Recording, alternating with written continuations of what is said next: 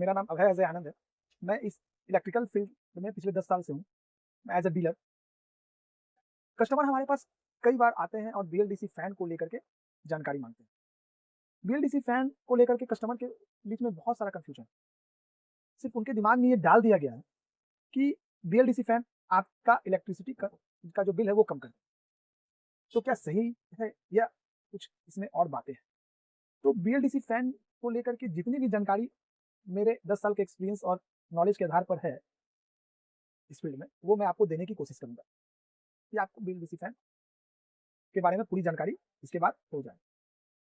इस वीडियो में आपको जिन-जिन पॉइंट्स को मैं कवर करूँगा, जिन-जिन सवालों का जवाब मिलेगा वो मैं आपको सामने रखता हूँ। पहला, इस वीडियो को देखने के बाद बीएलडीसी फैन आखिर बिजली बचाता है तो कितनी बिजली बचाता है, इसकी जानकारी मिलेगी। दूसरा, BLDC fan general induction motor fan जो आता था पहले, उससे कितना इफेक्टिव और एफिशिएंट है। बीएलडीसी फैन का प्राइस रेंज क्या है और बीएलडीसी फैन हमें खरीदना चाहिए कि नहीं खरीदना चाहिए, ठीक है? तो ये सब जानकारी मैं आपको देने की कोशिश करता हूँ। उससे पहले मैं आपको ये बता दूँ कि बीएलडीसी फैन वर्क कैसे करता है। तो बीएलडीसी फैन 4 कंपोनेंट में वर्क करता है। पहला एसएमपीएस, दूसरा माइक्रो कंट्रोलर, तीसरा इन्वर्टर, चौथा मोटर। एसएमपीएस जो है वो एसी को डीसी में कन्वर्ट करता है, ठीक? माइक्रो कंट्रोलर जो है वो रिमोट से इनपुट लेकर के उसके अनुसार इन्वर्टर को आउटपुट देता है। इन्वर्टर जो है माइक्रो कंट्रोलर से जो इनपुट रिसीव करता है उसके अकॉर्डिंग मोटर को स्टार्ट करता है। ये पूरा प्रोसेस है बीएलडीसी फैन का।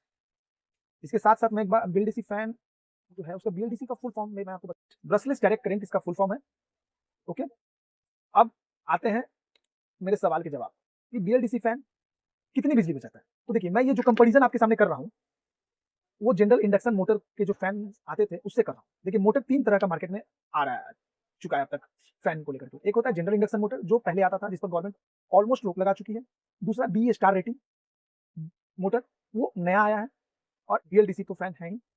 तो मैं जो भी कंपैरिजन करूंगा वो बीएलडीसी फैन और जनरल इंडक्शन मोटर के बीच में करूंगा, क्योंकि वो अभी अभी उस पर पाबंदी लगी। तो ये जो जनरल इंडक्शन मोटर की अपेक्षा ये आपका 70% बिजली बचाता है, क्योंकि बीएलडीसी फैन 30 वाट 25 वाट का होता है और जनरल इंडक्शन मोटर का जो फैन होता था वो 90 वाट 100 वाट का होता है, ठीक है? उसके बाद दूसरा सवाल का जवाब मैं आपको देता चलूं, ये कितना इफेक्टिव और इफिशियंट है।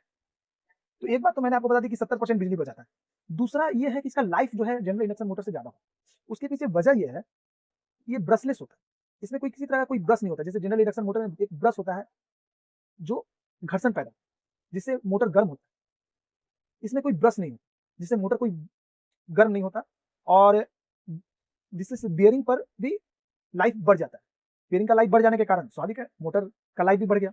तीसरा, इसमें high quality of copper use हो रहा है, जिस वजह से मोटर जल्दी जलता नहीं है, तो स्वाभाविक है लाइफ बढ़ जाएगा।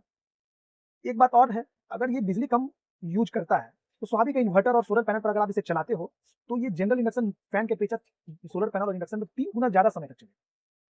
एक बात है ये आप है कि ये इसकी फैसिलिटी आपका जनरल इंडक्शन मोटर और बी स्टार रेटिंग फैन में से ज्यादा है। जैसे इसमें आपका एक रिमोट फैसिलिटी मिल रहा है, आपको एलईडी लाइट मिल रहा है।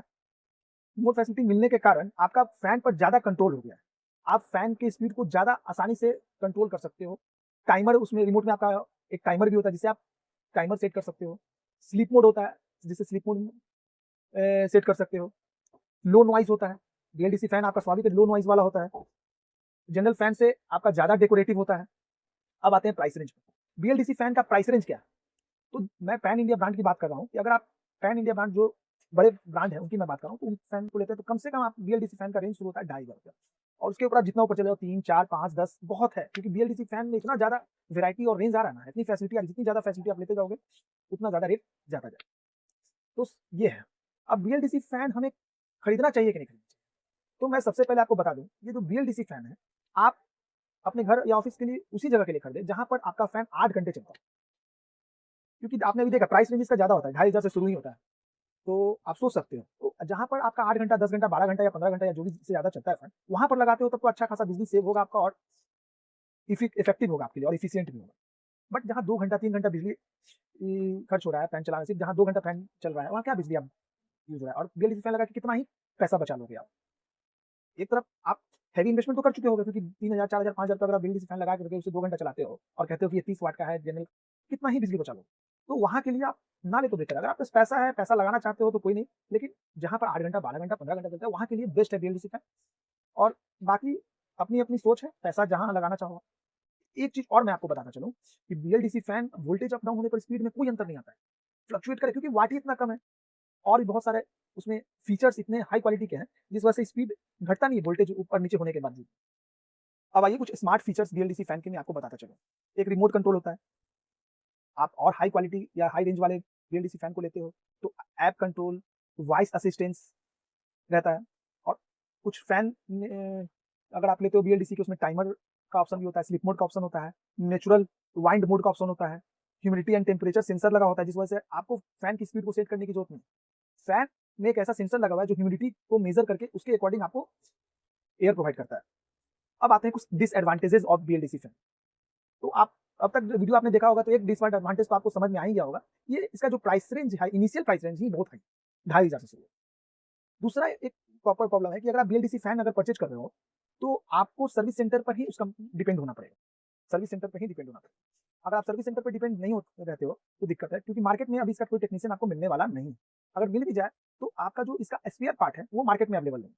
तो जिस वजह से बीएलडीसी फैन मार्केट में अगर आप बनाना चाहो खराब होने के बाद वो बनेगा नहीं, वो आपको सर्विस सेंटर वाला ही रिपेयर करके देगा। ये डिसएडवांटेज हो गई।